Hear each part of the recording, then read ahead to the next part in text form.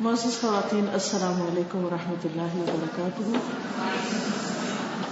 نحمده ونصلی علی رسوله الکریم، اما بعد فاعوذ باللہ من الشیطان الرجیم، بسم اللہ الرحمن الرحیم، رب اشرح لی صدری ویسر لی امری واحلل عقدۃ من لسانی یفقہوا قولی۔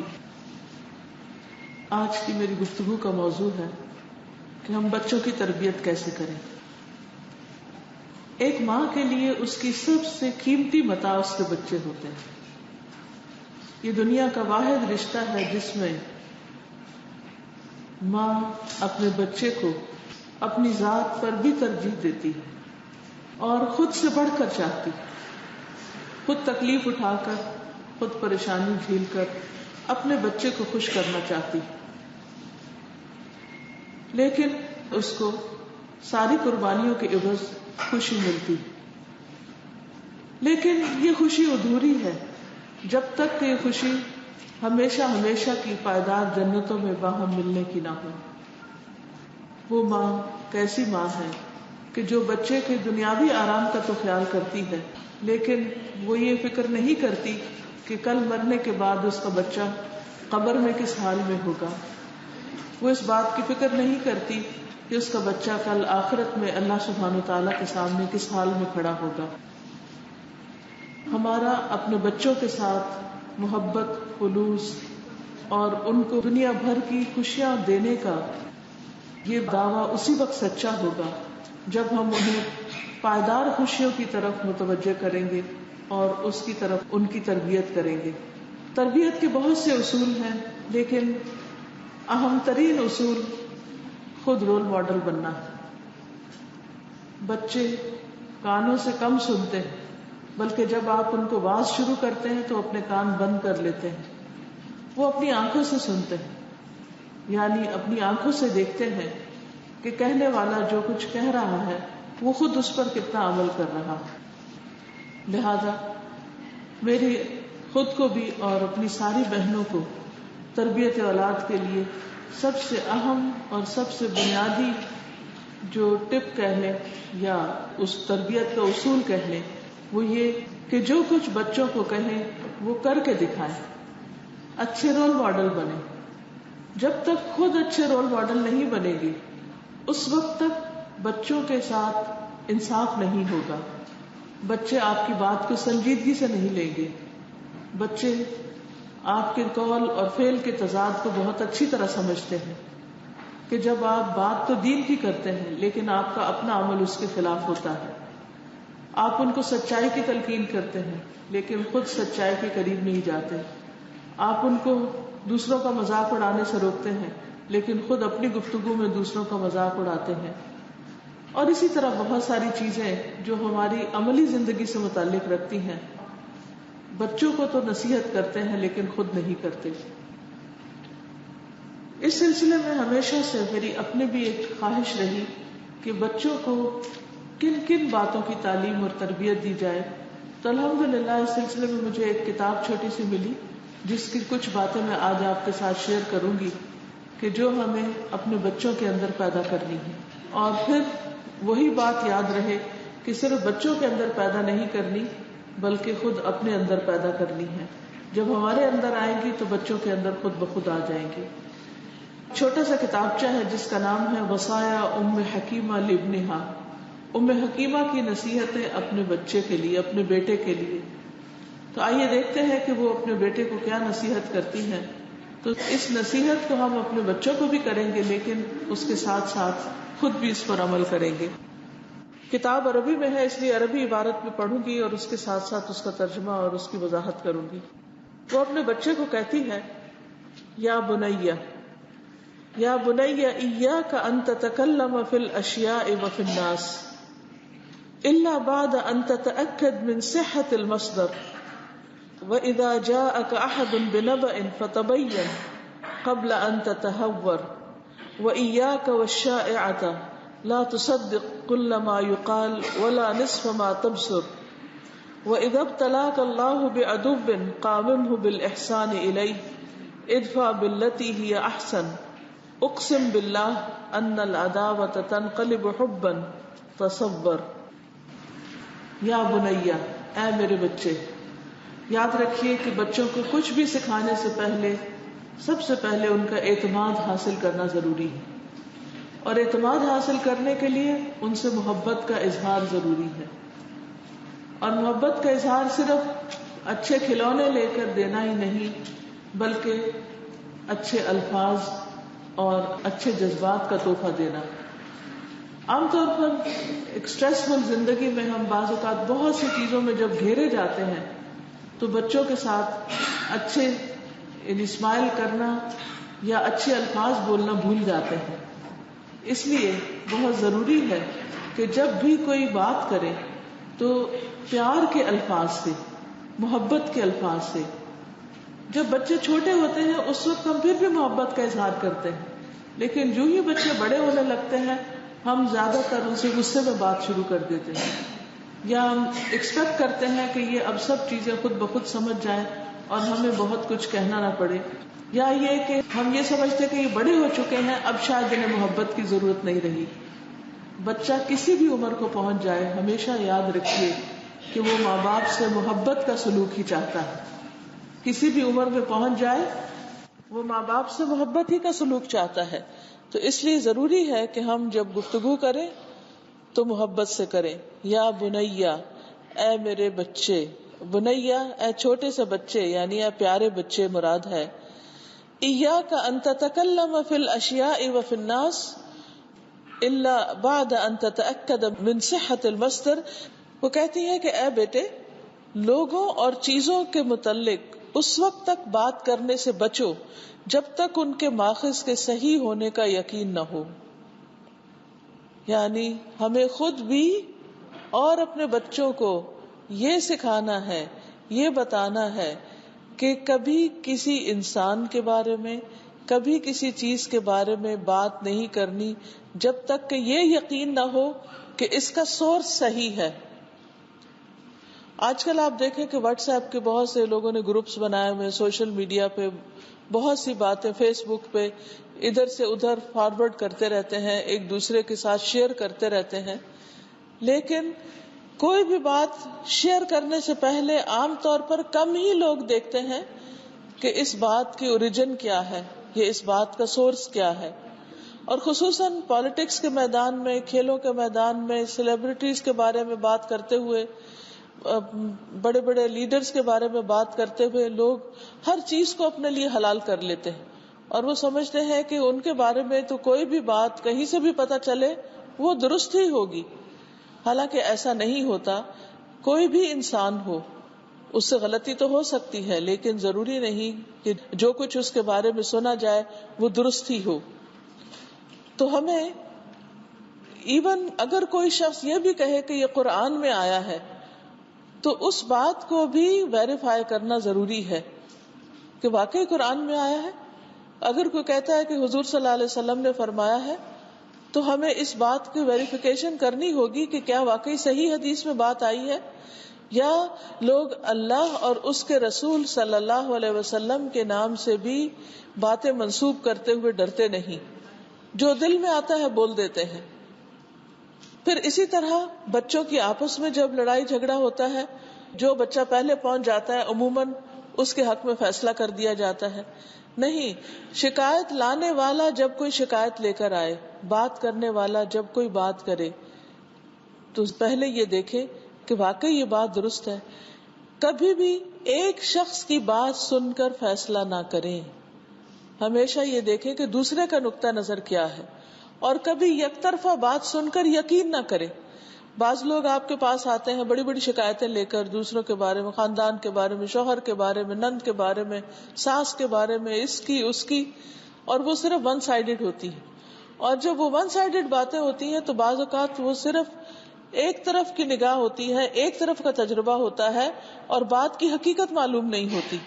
مثلاً کوئی شخص آ کے اگر آپ کو یہ بھی کہہ دیتا ہے کہ فلاں نے مجھے بہت مارا ہے، تو آپ ٹھیک ہے مان لیں گے اس کی بات مارا ہے، لیکن کئی خواتین یہ شکایت کرتی ہیں اسے شوہر نے مارا ہے یا فلاں نے زیادتی کی ہے، لیکن آپ یہ نہیں پوچھتے کہ وجہ کیا ہوئی، کیوں مارا؟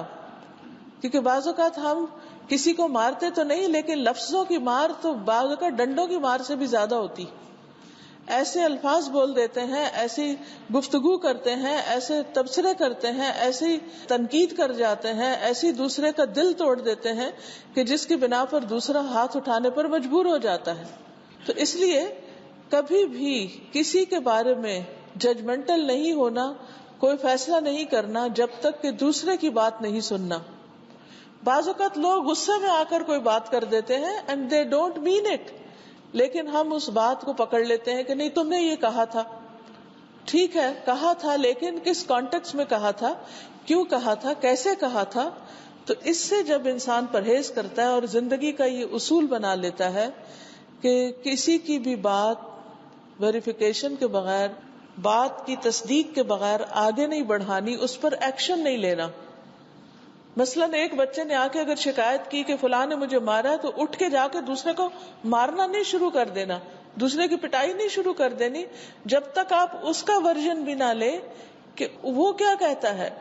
تو یہ اگرچہ مشکل کام ہے اور ہم عموماً جلد بازی میں ہوتے ہیں، جذبات میں ہوتے ہیں، فوراً اپنے سر سے اتارنا چاہتے ہیں یا ججمنٹل ہو جاتے ہیں، لیکن ایسا کرنے سے پرہیز کرنا چاہیے. خواہ یہ بچوں کا معاملہ ہو، خواہ یہ میاں بیوی کا معاملہ ہو، خواہ یہ دوستوں کا معاملہ ہو، خواہ یہ کسی بھی انجان انسان کے ساتھ کوئی معاملہ ہو.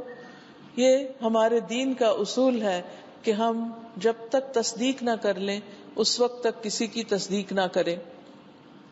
کہتے کہ وَإِذَا جَاءَكَ أَحَدٌ بِنَبَإٍ فَتَبَيَّنْ قَبْلَ أَن تَتَهَوَّرَ، جب تمہارے پاس کوئی خبر لے کر آئے کسی کے بارے میں تو جلد بازی کرنے سے پہلے، جلدی اس کے بارے میں کوئی فیصلہ کرنے سے پہلے اس کی وضاحت طلب کر لو، اس کی کلیریفیکیشن لے لو. پھر اسی طرح مشہور خبر پر بھی یقین کرنے سے بچو. بعض ریومرز ہوتے ہیں، ایک بات کسی کے بارے میں کچھ کہی، اس سے دوسرے نے لی، تیسرے نے لی، پورے شہر میں پھیل جاتی. آپ کو معلوم ہے کہ حضرت عائشہ رضی اللہ تعالی عنہا جیسی پاک دامن عورت پر جب ایسے ہی ایک خیالی اور فرضی بات عائد کر دی گئی، اور اللہ سبحانہ وتعالیٰ قرآن مجید میں فرماتے ہیں استلقونہ بألسنتکم، جب تمہاری زبانیں ایک دوسرے سے لیتی چلی جا رہی تھی، تو بعض اوقات اچھے بھلے سمجھدار عقل مند نیک پاک باز لوگ بھی ایسی غلطی سے نہیں بچ پاتے کہ وہ اتنی بزرگ ہستی، اتنی بڑی ہستی، مومنوں کی ماں کے اوپر اگر ایک بات کہی گئی تو بغیر تحقیق کے جب اس کو آگے پھیلا دیا گیا تو اس سے پوری سوسائٹی کے اندر کس قدر کرب اور تکلیف اور پریشانی پیدا ہوئی. خود نبی صلی اللہ علیہ وسلم اور آپ کا سارا گھرانہ اس سے کس حد تک متاثر ہوا، یہ ہم سب جانتے ہیں. واقعہ کی تفاصیل آپ نے پڑھی ہوگی، سنی ہوگی. تو اس سے ہمیں یہ سبق ملتا ہے کہ جب تک کسی بات کا حقیقت میں پتہ نہ ہو تو بڑی سے بڑی مشہور خبر بھی جھوٹی ہو سکتی. آپ نے دیکھا ہوگا بعض اوقات لوگ جیسے اپریل فول مناتے ہوئے کسی کی وفات کی خبر کو مشہور کر دیتے ہیں. تو ایک تو یہ جھوٹ کو عام کرنا ہوتا ہے، اور مومن جو ہے، مومن ایمان اور جھوٹ ایک جگہ جمع نہیں ہوتے. دوسرے یہ ہے کہ جس کے بارے میں بات ہوتی ہے بعض اوقات اس کے لیے بہت تکلیف دہ ہو جاتا ہے، اس کے خاندان کے لیے بہت تکلیف دہ ہو جاتا ہے. تو اس لیے بہت ضروری ہے کہ ہر اس بات کو مت مان لو جس کو تم سنتے ہو. تو اصول کیا ہوا؟ ہر اس بات کو نہیں ماننا جو ہم سن رہے ہیں جب تک کہ اس کو ویریفائی نہ کریں. اور پھر کہا اور نہ اس چیز کی جس کو تم نے آدھا دیکھا ہو. یعنی صرف آدھا دیکھنے سے مراد یہ ہے کہ جب بھی ہم کچھ دیکھتے ہیں کسی کو تو آدھا ہی دیکھتے ہیں. مثلاً اس وقت میں آپ کو آپ کے سامنے کی طرف سے دیکھ رہی ہوں تو آدھا دیکھ رہی ہوں، آپ کی پچھلی سائڈ نہیں دیکھ رہی. میں کوشش کر کے اگر پیچھے جا کے کھڑی ہو کر آپ کو دیکھوں تو دیکھ سکتی ہوں. تو عموماً ہمارے دیکھنے کا حال، چیزوں کو اپروچ کرنے کا حال یہی ہوتا ہے کہ ہم آدھا دیکھتے ہیں، آدھا دیکھ کر اس پر مکمل فیصلہ کر دیتے ہیں.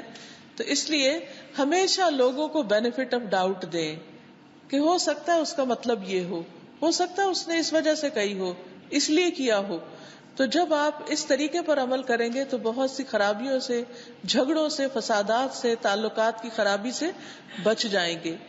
پھر اسی طرح جب اللہ تمہیں دشمن کے ساتھ مبتلا کرے، یعنی کوئی شخص خامخواہ تمہارا دشمن بن جائے تو اس کا مقابلہ احسان کے ساتھ کرو، اس کا مقابلہ احسان کے ساتھ کرو، اور اس طریقے سے برائی کو دور کرو جو سب سے اچھا ہو۔ میں اللہ کی قسم کھا کر کہتی ہوں کہ بے شک دشمنی محبت میں پلٹ جائے گی۔ اب یہ بات ہمیں صرف خود ہی نہیں کرنی، بچوں کو بھی سکھانی، اور گھر کے اندر بچوں کے آپس کے تعلقات، جب ان کے بہن بھائیوں کے تعلقات خراب ہوں، یا شوہر بیوی کے تعلقات خراب ہوں، یا والدین اور بچوں کے تعلقات خراب ہوں، تو جس سے آپ کا واسطہ پڑے یا جو آپ کے پاس شکایت لے کر آئے، آپ اس کو یہ بات اچھی طرح سمجھائیں کہ دیکھو تم احسان کرو، تم اچھا کرو، کیونکہ اللہ سبحانہ تعالیٰ نے قرآن پاک میں وعدہ کر رکھا ہے ادفع باللتی ہی احسن فاذا الذی بینک وبینہ عداوۃ کأنہ ولی حمیم، کہ برائی کو بھلائی سے دور کرو، پھر اگر تمہارے اور اس شخص کے درمیان جس میں دشمنی پڑی ہوئی ہے وہ ایسا ہو جائے گا گویا تمہارا دلی دوست ہو۔ آپ میں سے کوئی کچھ کہنا چاہے گا؟ جی میں نے کیا کہا ہے، کس کو سمجھ آ گیا؟ جی بتائیں گے، آپ بولیے کھڑے ہو۔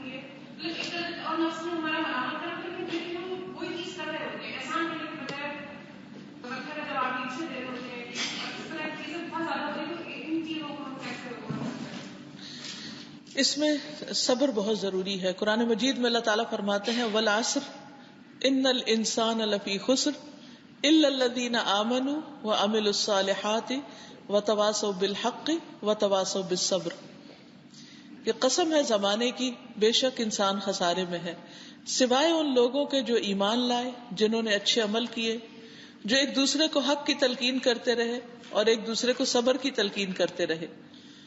تو جب تک ہم ایمان عمل کے ساتھ ساتھ دوسروں کو صبر کی تلقین نہیں کریں گے، جب تک دوسروں کو نہیں کہیں گے کہ تم بھی کرو، اور جب تک صبر نہیں کریں گے تو اس وقت تک معاملہ نہیں حل ہوگا۔ یہ ساری ہماری بے صبری کا نتیجہ ہے، اور اللہ سبحانہ وتعالیٰ قسم کھا کے فرما رہے ہیں کہ سب انسان نقصان میں ہیں سوائے ان کے جنہوں نے یہ چار کام کیے۔ ہم ایمان بھی لے آتے ہیں الحمدللہ، خود بھی نیک کام کرنا شروع کر دیتے ہیں، دوسروں کو بھی نصیحتیں شروع کر دیتے ہیں، لیکن جب بات اپنے پہ آتی ہے تو پھسل جاتے ہیں۔ سب سے مشکل کام ہے صبر کرنا، لیکن ناممکن نہیں ہے۔ حدیث میں آتا ہے من یتصبر یصبرہ اللہ، جو صبر کرے گا اللہ سبحانہ تعالیٰ اس کو صبر عطا کر دے گا۔ اس کا مطلب کیا ہے؟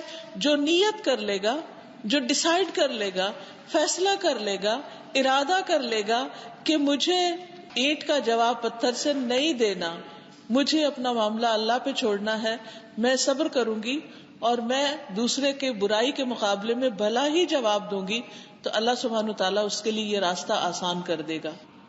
اس پر بہت سے لوگ کہتے ہیں کہ اس طرح تو دوسرا بہت شیر ہو جائے گا۔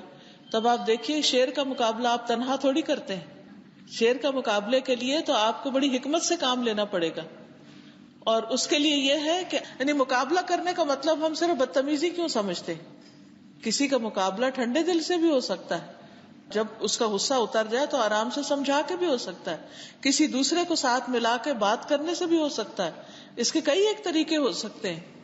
لیکن جو یہ یاد رکھے گا کہ واللہ یحب الصابرین اور ان اللہ یحب المحسنین وان اللہ لمع المحسنین، تو انشاءاللہ اس کو توفیق مل جائے گی۔ جو توفیق مانگے گا اللہ سے اور جو یقین رکھے گا کہ مجھے اس کے بدلے میں اللہ کی محبت نصیب ہوگی، اس کے لیے پھر یہ کام کچھ مشکل نہیں۔ دیکھیے اللہ کی محبت کوئی چھوٹی سی چیز ہے۔ ہم تو بندوں کی محبتوں کے لیے روتے رہتے ہیں کہ ہمارے بچے ہم سے محبت نہیں کرتے، شوہر محبت نہیں کرتا، ماں باپ محبت نہیں کرتے۔ اکثر لوگوں کو ایسی کمپلینٹس رہتی ہیں، تو جس سے اللہ محبت کرے اسے پھر کسی کی محبت کی بھی کمی محسوس نہیں ہوگی. تو اس لیے بہت ضروری ہے کہ ہم سب صبر کرنا سیکھیں، احسان کرنا سیکھیں. صبر کریں گے تو منہ سے باتیں بھی غلط نہیں نکلیں گی، صبر کریں گے تو ہی احسان کر سکیں گے. کیونکہ قرآن مجید میں بالکل جو ابتدائی احکامات آتے ہیں یا ایھا الذین آمنوا کہہ کے، ان میں سے آتا ہے یا ایھا الذین آمنوا استعینوا بالصبر والصلاۃ، اے لوگو جو ایمان لائے ہو صبر اور صلاۃ سے مدد لو. یعنی اگر نیک کام کرنا چاہتے ہو تو صبر سے کام لینا پڑے گا، بے صبری کے ذریعے نیک کام کرنا مشکل ہے. پھر وہ کہتی ہے اذا اردت ان تکتشف صدیقا سافر معه ففي السفر ينكشف الانسان يذوب المظهر وينكشف المخبر ولماذا سمي السفر سفرا الا لانه عن الاخلاق والطبائع يسفر. جب تم چاہو کہ کسی دوست کی حقیقت تم پر کھل جائے یا کسی بھی انسان کی حقیقت، تو اس کے ساتھ سفر کرو، کیونکہ سفر میں انسان کی حقیقت کا پتہ چل جاتا ہے، سفر میں ہی اس کا ظاہر کھل جاتا ہے، سفر میں اس کا اندر پتہ چل جاتا ہے. آخر سفر کو سفر کیوں کہا گیا؟ صرف اس لیے کہ وہ انسان کے اخلاق اور طبیعتوں کو ظاہر کر دیتا ہے. اب دیکھیے کہ جب ہم کسی خاص مجلس میں ایک بہت فارمل طریقے سے کسی سے ملتے ہیں تو ہم اپنے آپ کو بہت کمپوزڈ رکھتے ہیں، بات کرنے میں بھی احتیاط برتتے ہیں، معاملہ کرنے میں بھی اول تو بہت زیادہ معاملے کی ضرورت پیش نہیں آتی، تو اس لیے مشکل نہیں ہوتی. مشکل اس وقت پیش آتی ہے جب ہم اپنے آپ پر کنٹرول نہیں رکھ سکتے. اور وہ کنٹرول کہاں نہیں ہوتا؟ جب انسان سفر میں ہوتا ہے. کیوں؟ کہ سفر میں تھکاوٹ بھی ہوتی ہے، سفر میں بھوک بھی لگتی ہے، سفر میں انسان بہت دیر تکلف نہیں کر سکتا، ایک خاص لباس میں زیادہ دیر نہیں رہ سکتا، ایک خاص حالت میں زیادہ دیر بیٹھ نہیں سکتا. پھر سفر میں بہت سے ڈیسیژن لینے ہوتے ہیں. یعنی اگر آپ نے یہ دیکھنا ہو کہ کوئی شخص اپنے ڈیسیژن میکنگ میں کیسا ہے تو وہ سفر میں ہی پتہ چلے گا. مثلاً آپ جا رہے ہیں، راستے میں آپ کو بھوک لگتی ہے، اب کھانا لینا ہے، کون سا کھانا لیں، کس دکان سے لیں، کیا خریدیں کیا نہیں خریدیں، یہ سب کچھ کہاں سے پتہ چلے گا؟ سفر میں ہی پتہ چلے گا، گھر بیٹھ کے تو نہیں. پھر جب وہ خریدے گا تو آپ کو پتہ چلے گا کہ اس نے جس کے ساتھ خرید و فروخت کی ہے اس کے ساتھ اس نے فیئر معاملہ کیا ہے، فیئر ڈیلنگ کی ہے، یا اس کے ساتھ زیادتی تو نہیں کی، یا یہ کہ یہ کتنا عقل مند ہے، اس نے جو چیز خریدی ہے وہ صحیح داموں خریدی ہے یا مہنگی تو نہیں خریدی. پھر یہ کہ جو چیز خریدی ہے اس کی چوائس کیسی ہے، یہ کیا پسند کرتا ہے کیا نہیں پسند کرتا، کیا اس نے اپنے دوسرے ساتھیوں کا لحاظ رکھا یا صرف اپنی پسند کو دیکھا. دیکھیے کتنی ساری باتیں صرف ایک سفر میں، ایک دن کے سفر میں بھی کھل جائیں گی آپ پر. تو پھر اسی طرح یہ ہے کہ اگر ویسے تو لوگ میک اپ کر کے اپنا حال حلیہ چھپا لیتے ہیں، لیکن سفر میں تو پسینوں سے بعض اوقات، اور پہلے زمانے میں تو خصوصاً آندھیاں اور طوفان چلتے تھے تو کوئی بھی میک اپ کر کے نہیں رہ سکتا، حقیقت اس کی کھل جاتی ہے. تو سیکھنے اور سکھانے کی بات اس میں یہ ہے کہ انسان کسی کو صرف وقتی طور پر کسی ایک آدھ ملاقات سے ہی دیکھ کر ظاہری چکنی چپڑی باتوں سے دھوکہ نہ کھا جائے. آج کل بہت سی شادیاں ناکام ہو جاتی ہیں اور بہت ہی افسوس کی بات ہے. اس کی بنیادی وجہ کیا ہے؟ اس کی بنیادی وجہ یہ ہے کہ جب رشتہ لینے کا وقت ہوتا ہے یا رشتہ دینے کا وقت ہوتا ہے اس وقت ایک آرٹیفیشل ماحول کریٹ کر لیا جاتا ہے. رنگ رنگ کی بتیاں لگا لی جاتی ہیں، رنگا رنگ کپڑے پہنے جاتے ہیں، رنگا رنگ کھانے پکائے جاتے ہیں، جس کے اندر ساری حقیقت چھپ جاتی. اور جس وقت وہ رنگینیاں ختم ہوتی ہیں، اصل انسان سامنے آتا ہے، میک اپ اترتے ہیں، تو پھر پتہ چلتا ہے کہ اس کی اصل حقیقت کیا تھی. پھر انسان کہتا ہے اوہو میں تو دھوکا کھا گیا، مجھے تو پتہ ہی نہ چلا. تو کسی کو پرکھنے کے لیے اس کے ساتھ سفر کیجئے، اس کے ساتھ کچھ وقت گزاریے تاکہ آپ کو حقیقت کا پتہ چل جائے. حضرت عمر رضی اللہ تعالیٰ عنہ کے پاس ایک شخص آیا اور اس نے کہا کہ فلاں بہت اچھا انسان ہے، فلاں بہت اچھا انسان ہے. تو اس نے کہا کہ تمہیں کیسے پتا ہے؟ کیا تم اس کے ہمسائے میں رہے ہو؟ نہیں. کیا تم نے اس کے ساتھ سفر کیا؟ پھر کہا تمہاری گواہی جھوٹی ہے، کیونکہ نہ تم سفر میں ساتھ رہے نہ تم ہمسائے میں ساتھ رہے، تم کیسے کہہ سکتے ہو کہ وہ شخص بہت اچھا ہے؟ تو عموماً آپ دیکھیں کہ دور دور سے تو سبھی اچھے لگتے ہیں، دور سے تو کسی کے منہ پر کوئی بھی چیز اگر لگی بھی ہو، کمپلیکشن پہ کچھ بھی کمی بیشی ہو تو پتہ نہیں چلتا، لیکن قریب آ کے جب انسان دیکھتا ہے تو چھوٹے بڑے عیب جو ہیں وہ نظر آنے لگتے ہیں، صاف دکھائی دینے لگتے ہیں. تو اس لیے انسان صرف دور سے فیصلے نہ کرے، صرف دور سے دیکھنے والا نہ ہو، قریب آ کر دیکھے، حقیقت کی نظر سے دیکھے، جذباتیت میں نہ دیکھے. اور خصوصی طور پر اگر کسی کے ساتھ تجارت کرنی ہو یا شادی بیاہ کا معاملہ کرنا ہو تو مزید تھوڑی سی عادات کو پرکھ لیا جائے. تو بہرحال جتنی زندگی کی رفتار تیز ہو گئی ہے اتنے ہی مسائل کی رفتار بھی تیز ہو گئی.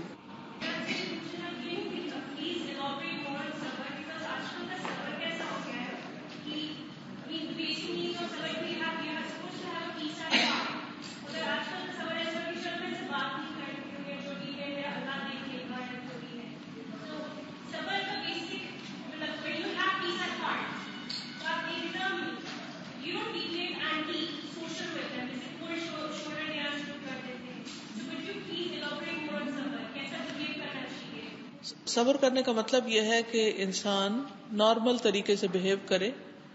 اگر ایک شخص چیخ چلا رہا ہے تو جواب میں چیخے نہیں.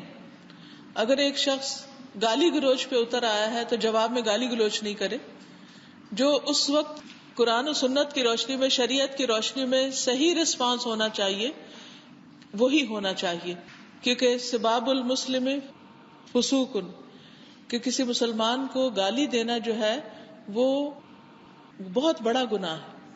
ایک شخص بے صبرا ہو کر گالی دے رہا ہے تو دوسرے شخص کا صبر یہ نہیں کہ کوئی بات نہ کرے، بالکل گمسم ہو جائے، کبھی شاید ہونا بھی پڑے، لیکن خاموشی مکمل بھی نہ اختیار کرے. اگر جواب کوئی مانگ رہا ہے تو جواب دے، لیکن جذباتیت نہ ہو، اس میں منفی باتیں نہ ہو، حرام باتیں نہ ہو، ناجائز بات نہ ہو، جھوٹے الزام نہ لگائے جائیں. کیونکہ بعض اوقات لوگ سچ پر نہیں رہتے، یعنی جواب دینے میں 2 ہاتھ آگے ہو جاتے ہیں. تو ان چیزوں سے پرہیز کیا جائے. پھر اسی طرح یہ ہے کہ دوسرے کے بارے میں بدگمانی سے پرہیز کیا جائے. بعض اوقات کسی کا کوئی رویہ دیکھ کے ہم ایک دم بدگمان ہو جاتے ہیں، اور میں نے دیکھا ہے کہ بہت سی خرابیاں شروع ہی بدگمانی سے ہوتی ہیں. تو دوسروں کے بارے میں حسن ظن رکھے، کہ حدیث میں آتا ہے کہ ان حسن الظن من حسن العبادہ، حسن ظن جو ہے وہ خوبصورت عبادت میں سے ہے. یعنی گمان کا تعلق ہماری صرف سوچ ہے، لیکن سوچ کو بھی عبادت کہا گیا اگر وہ پازیٹو. تو basically positive thinking, positive reaction, اور خود کو بھی نارمل رکھنے کی کوشش.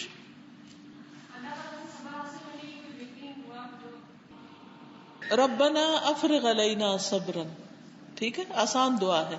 ربنا افرغ علینا صبرا وتوفنا مسلمین. اور دوسری ہے ربنا افرغ علینا صبرا وثبت اقدامنا وانصرنا علی القوم الکافرین. پھر وہ کہتی ہے اپنے بیٹے کو وَإِذَا هَاجَمَكَ النَّاسُ وَأَنْتَ عَلَى حَقٍّ أَوْ قَذَوْكَ بِالنَّقْدِ فَافْرَحْ إِنَّهُمْ يَقُولُونَ لَكَ أَنْتَ نَاجِحٌ وَمُؤَثِّرٌ فَالْكَلْبُ الْمَيِّتُ لَا يُرْكَلُ وَلَا يُرْمَى إِلَّا الشَّجَرُ الْمُثْمِرُ. اور جب تم پر حق ہو اور لوگ تم سے لڑائی جھگڑا کریں، یعنی تم حق پر ہو پھر بھی لوگ تم سے لڑیں جھگڑے، جیسے ابھی بات ہو رہی تھی، یا تم پر تنقید شروع کر دیں، کرٹیسائز کریں، تو تم خوش ہو جاؤ. یہ ہے پازیٹو ریئیکشن. کیوں خوش کیسے ہو سکتے ہیں؟ لوگ ہمیں گالی دیں اور ہم خوش ہو جائیں؟ وہ کہتی ہے کہ یہ لوگ حقیقت میں تمہیں کہتے ہیں کہ تم کامیاب ہو، مؤثر ہو، انفلوئنشل ہو، کیونکہ مردہ کتے کو نہیں دھتکارا جاتا، یعنی جس کے اندر کوئی خیر نہ ہو اس کے ساتھ کوئی معاملہ نہیں کرتا. پتھر صرف پھلدار درخت کو ہی مارے جاتے ہیں. یعنی تمہارے اوپر تنقید اس لیے ہو رہی ہے کہ تمہارے اندر کوئی خوبی ہے، تمہارے اندر کوئی اچھائی ہے، تمہارے اندر کوئی پوٹینشل ہے. اگر تم کسی کام کے نہ ہوتے، نکمے ہوتے، تو تمہیں کوئی نہ پوچھتا.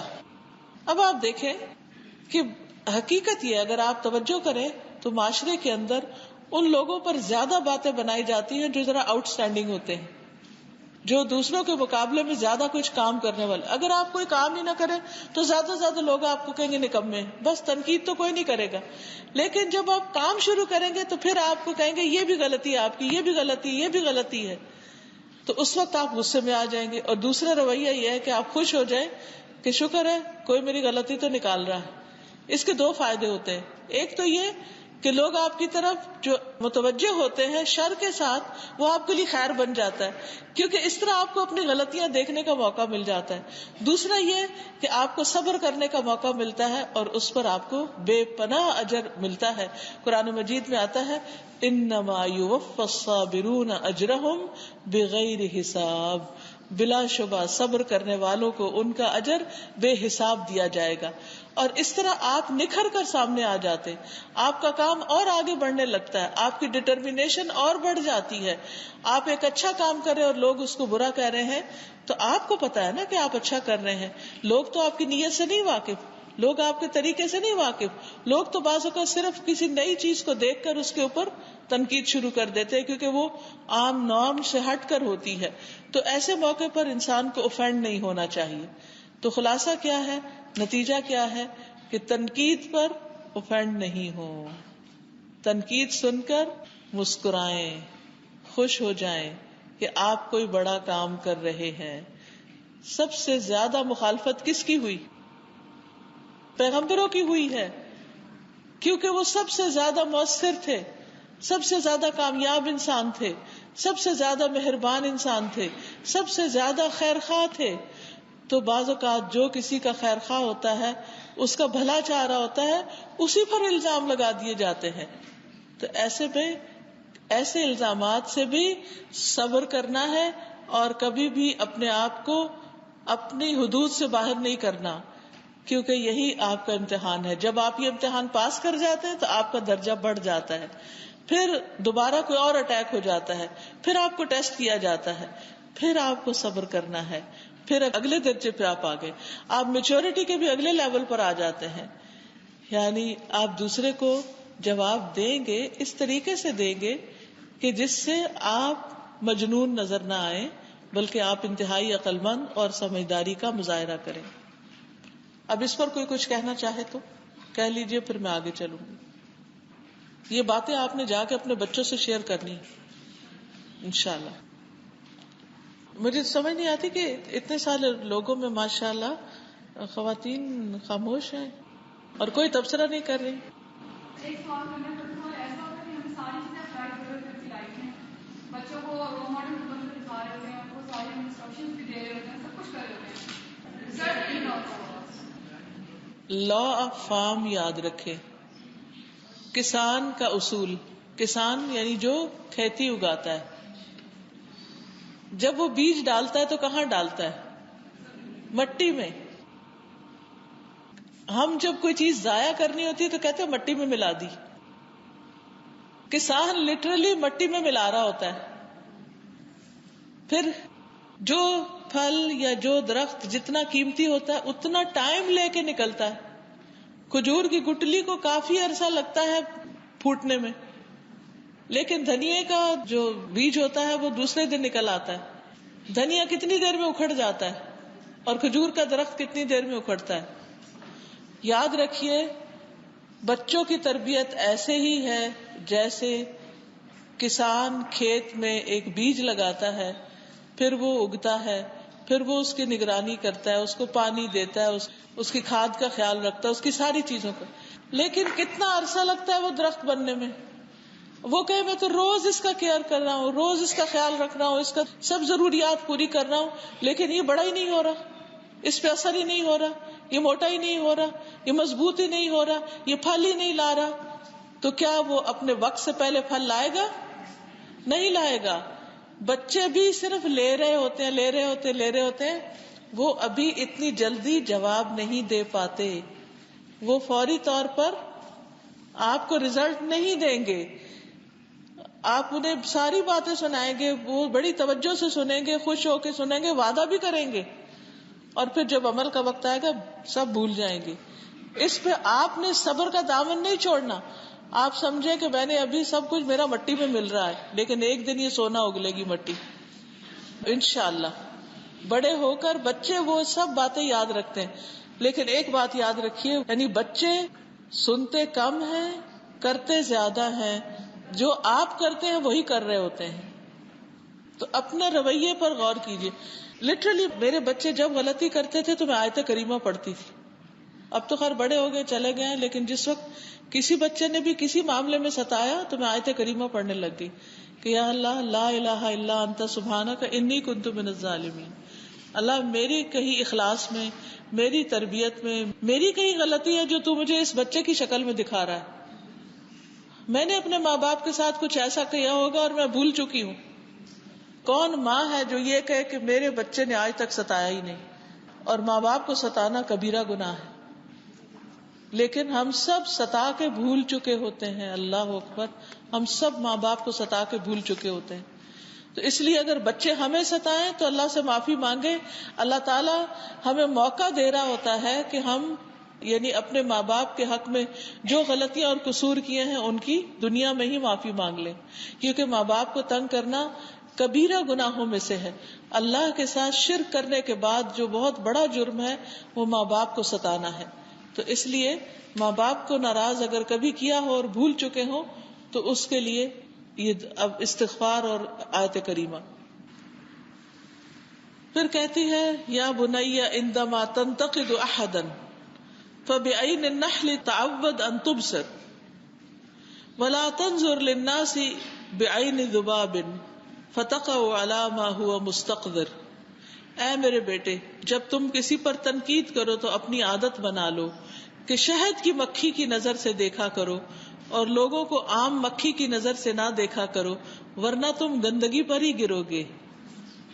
بہت ہی خوبصورت بات ماں نے کی ہے اپنے بیٹے سے کہ جب لوگوں کے ساتھ معاملہ کرو تو شہد کی مکھی کی طرح دیکھو. شہد کی مکھی کہاں بیٹھتی ہے؟ پھول پر بیٹھتی ہے, پھل پہ بیٹھتی ہے. کیا لیتی ہے وہاں سے؟ رس لیتی ہے, بہترین چیز لیتی ہے. اور گندی مکھی کہاں بیٹھتی ہے؟ گندگی پر بیٹھتی ہے, اور وہاں سے کیا لیتی ہے؟ گندگی ہی لیتی ہے, گندگی لے کے اٹھتی.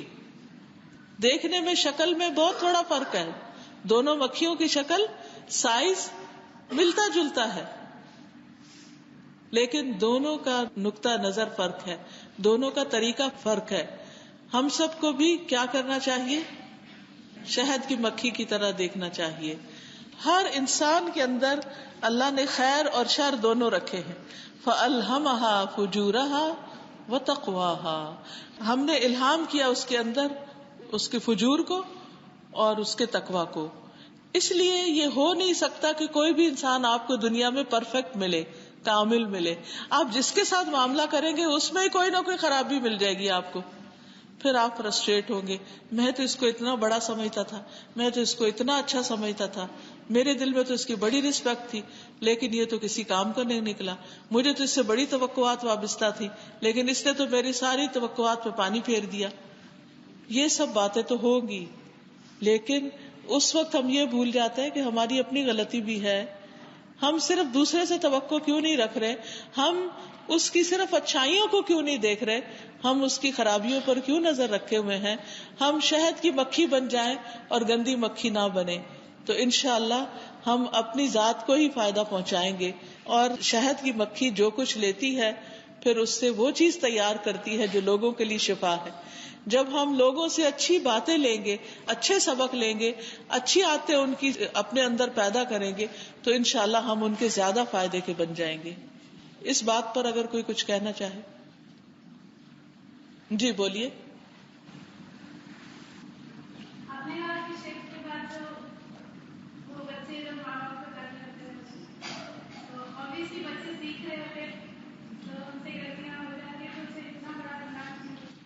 جب چھوٹے بچے ہوتے ہیں تو ان پہ گناہ نہیں ہوتا, لیکن جب بڑے ہو جاتے ہیں, بالغ ہو جاتے ہیں, سمجھدار ہو جاتے ہیں, سیکھ لیتے ہیں, پھر گناہ ہوتا ہے. ٹھیک ہے, یعنی چھوٹے چھوٹے بچے جب روتے ہیں, نیپی گندی کر دیتے ہیں, تو ان پہ گناہ نہیں ہے کوئی. اچھا کیا آپ نے سوال کر لیا. اس لیے میں کہتی ہوں سوال کریں تاکہ مجھے بھی پتا چلے کہ میں جو کہہ رہی ہوں اس کے بعد آپ کیا سوچ رہے ہیں.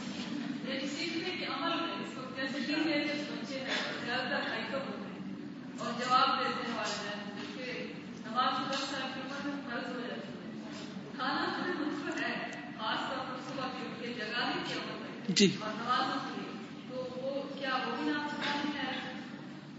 بالغ ہو جائے تو آئے گا, اس میں آپ دیکھیے مجھے جو چیز بہت فائدہ دی ہے وہ یہ کہ میں بچوں کو جیسے اٹھاتی تھی تو بہت زور سے بول کے نہیں، کیونکہ نیند میں سویا ہوا انسان ڈر بھی جاتا ہے. اچانک نہیں، پیار سے ہاتھ پھیرا، اور صرف اس وقت نہیں اٹھایا، رات کو پہلے بات کی کہ صبح دیکھو اتنے بجے اٹھنا ہے، الارم لگا لو، جب میں اٹھاؤں تو کتنی دفعہ اٹھاؤں، وغیرہ وغیرہ. پھر نماز کے فائدے آگے پیچھے. ہم سارا لیکچر اس وقت جھاڑتے ہیں جب وہ سو رہا ہوتا ہے نا، اچھا اس سے وہ اوفینڈ ہو جاتا ہے. میں ایک دفعہ کسی کے گھر گئی تو کہنے لگی آنٹی میں نے یہ پنکھا خریدا ہے. میں پتہ کب چلاتی ہوں، جب میری ماما بہت بولتی ہیں. میں نے کہا کہ پنکھا چلا رہے؟ کہتی ہاں پھر وہ شور کرتا ہے نا تو مجھے ماما کی بات سمجھ نہیں آتی. میں ان کو یہ نہیں کہہ سکتی کہ آپ چپ کریں، لیکن میں نے یہ طریقہ اختیار کیا ہے کہ وہ جب بولتی ہیں تو میں اس کو آن کر دیتی ہوں. جی جی بالکل. یہ بھی آپ نے بہت اچھی بات کی کہ بچے ایک دفعہ نو بول دیتے ہیں، نو. اب اس پہ آپ غصے میں نہ آئیں، اس پہ آپ یہ نہ سوچیں کہ اچھا انہوں نے تو ماننا نہیں. آپ بھی کہا کریں اس نو کو تو یس میں بدلوں گی، دل میں کہا کریں، اس چیلنج کو قبول کر لیا کریں. اور اس وقت کہا کریں اچھا ٹھیک ہے بتاؤ پھر کیا کرنا. پھر ادھر ادھر ہو جائیں، پھر دوبارہ بات کریں، پھر ادھر ادھر ہو جائیں، پھر بات کر لیں. اصل میں ہم جلدی چاہتے ہیں، فوراً اپنی مرضی کی بات منوانا چاہتے ہیں، جس سے کام خراب ہوتا ہے. پھر اسی طرح یہ ہے کہ بہت سی نصیحتیں ڈائریکٹ نہ کریں، انڈائریکٹ کریں. بڑے کو سنانا ہو تو چھوٹے سے بات کریں جو پہلے ہی سنا ہوا ہے، کیونکہ ڈائریکٹ بعض اوقات بات کرنے سے وہ ناراض ہو جاتے ہیں بچے کہ آپ ہماری بےزتی کر دیتی. مجھے اچھی طرح یاد ہے کہ جب میں بڑی ہو گئی تھی، بالغ ہو گئی تھی، تو ایک دن میں نے اپنے والد کو سنا، امی کو کہہ رہے تھے کہ دیکھو اب یہ بڑی ہوگی، اب اس سے اس طرح نہیں بات کرو. تو اس سے مجھے اندازہ ہوا کہ یہ کتنی حکمت کی بات ہے کہ جب بچے جوان ہو جائے تو ان کی عزت نفس ہوتی ہے، وہ مائنڈ کرتے ہیں، اور وہ والدین سے پھر ناراض ہوتے ہیں، تو ان کو بھی عزت دیں. جب ہم ان کو عزت دیں گے تو انشاءاللہ ہمیں بھی عزت ملے گی.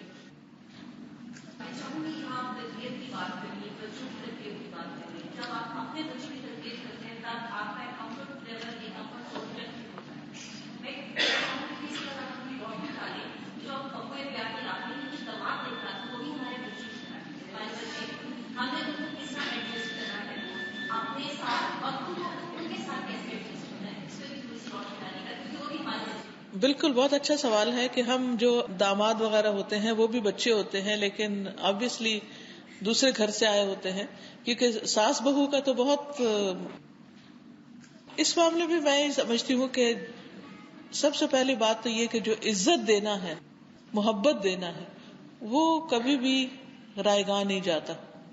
اس کے باوجود وہ بچے ہوتے ہیں، انہوں نے عملی زندگی میں نیا نیا قدم رکھا ہوتا ہے. بعض اوقات وہ نئی اتھارٹی ملتی ہے تو وہ بیوی پر ایک اتھارٹی سے بھی مل جاتی ہے، تو بعض اوقات وہ آپ کی بیٹی کو کچھ کہتے ہیں تو آپ کو برا لگتا ہے. ایسے میں ایک بات تو یہ کہ بیٹی ہو یا بیٹا ہو، ان کو اپنے ڈیسیژن خود لینے کی عادت ڈالنی چاہیے کہ بیٹا ہر بات میرے تک نہیں لاؤ.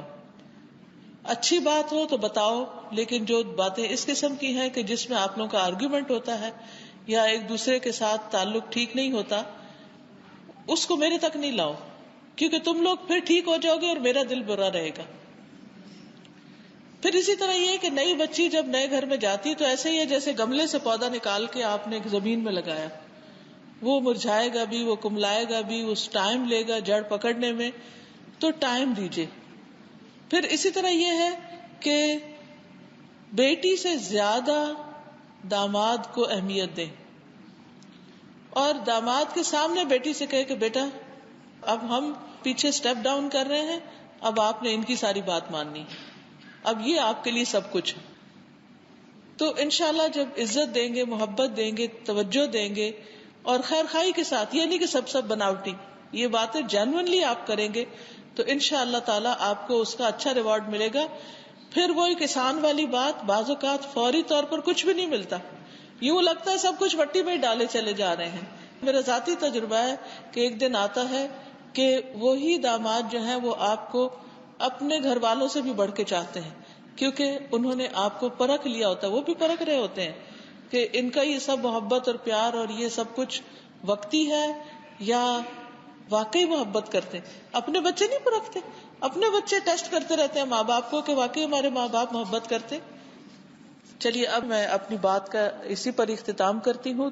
میں آپ سب کے لیے دعا کرتی ہوں اللہ تعالیٰ آپ کا یہاں آنا قبول کرے، بیٹھنا، گھروں سے وقت لگانا، مال لگانا، یہاں پہنچنا، اور آپ کے بچوں کو آپ کے لیے صدقہ جاریہ بنائے، آپ کی آنکھوں کی ٹھنڈک بنائے، آپ کے والدین کو آپ کے لیے رحمت کا سایہ بنائے، اور آپ کے شوہروں کو آپ کے لیے آنکھوں کی ٹھنڈک بنائے، آپ کی تمام بیماریاں، دکھ، تکلیفیں، پریشانیاں دور کر دے. جو بھی کوئی غم اور ہم آپ کے لے کر بیٹھے ہوئے ہیں اللہ تعالیٰ اس ہم و غم کو زائل کر دے، اور آپ کو جو آپ مانگتے ہیں وہ بھی عطا کرے، اور جو آپ کو پتہ نہیں کہ مانگنا چاہیے وہ بھلائیاں بھی آپ کو عطا کرے، اور اللہ تعالیٰ آپ سب سے راضی ہو جائے. وآخر دعوانا ان الحمد للہ رب العالمین. سبحانک اللہم وبحمدک اشہد ان لا الہ الا انت استغفرک واتوب الیک. السلام علیکم ورحمۃ اللہ وبرکاتہ.